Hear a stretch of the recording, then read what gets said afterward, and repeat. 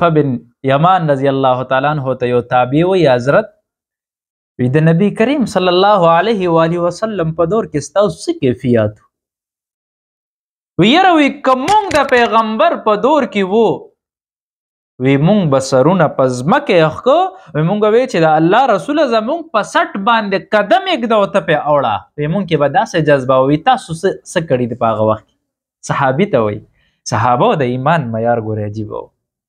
صحابه ایمان قوت ته څوک رسېدی نشي هغې داسې مینه د پیغمبر په دې اړه کې ساتلې چې خپل اولاد خپل بچي خپل کلي هر څه ورته پرېښی دی نو هغه ورته کیسه کوي حذیفه بن یمان رضی الله تعالی عنه وی سخته یخني و سخته او وی سخته یخنۍ کې هم د دې بدر نه پسته وی ابو سفیان کله د ابو جهل مردار شه امیه بن خلف مردار شه نو په دې وخت کې ابو سفیان دی مشر کو ابو سفیان یې ځکه مشر کو چې د قسم وخوړو وی تر هغې به زه نه کینم تر څو پورې ما د مسلمانانو بدل نه اغست د مشرکینو چې کم سردارانو دی بدل نه اغستې مسلمانانو نه وی ښه نو بس دی سردار کو وی چې کله دی راغو وی سخته یخني د موږ ناستو وی نبی کریم صلی الله علیه وسلم مونځ وکړو دعا یې وکړه وی کله چې راپاسي د مونځ نه وی څوک شته داسې چې ماله د مشرکینو خبر راکړي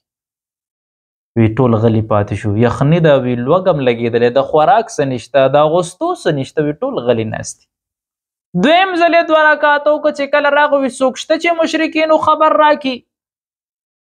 وی دریم ځل یې چې کله وکړه نو وی راپاڅېد وی زما نوم یې واخیسته وی ما وی اوس خو د غیرت تقاضه ده وی زه پخپله راپاڅېدم او وی روان شم وی کله چې زه روانېږم او زه هلته ورورسېدمه نو په دې وخت کې تیزه سیلی را روانه ده وی هغې لګیا دي هغې اورونه نشي بلولی کټوی نشي پخولی ځان نه د لوږې حالات په هغې دی وی داسې سیلی پرې راغی وی خیمې د جړلې نه ولویستې وی ابو سفیان آواز کوي په دې وخت کې وی ای خلکو وی دې وخت کې زیات کوشش کوئ چې د بهر نظر کې څوک رانه نوځي وی هر سړی د خپل ملګري وپېژني وی ما یو مشرک له لاس ورکړو وی ما ورته پلانې ته څوک یې هغه وی زه پلانې یم وی ما ورته هوښیار اوسه وی چېرته بار نه راکړي جاسوس رانه نوځي وی کلک مې د لاسه ونیوه وی په دې وخت کې ابو سفیان آواز وکړو وی اور نشو بلولی خوراک نشو کولی وی سترګو کې م لګیا دی خاورې دي وی خیمې لګیا دی د جړلې نه ووتې وی ځان وکاږي چې ځان ورسوي زی اوزئ وی بس دی وی موږ د جنګ په تاک کې نه وی قوت هم ختم شوی دی ضعف راکې راغلی دی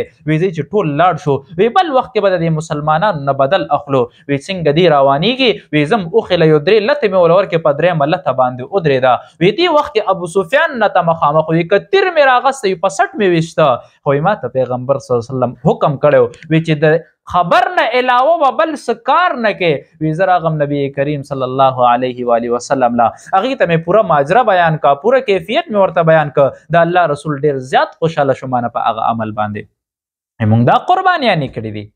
صحابه وجیبه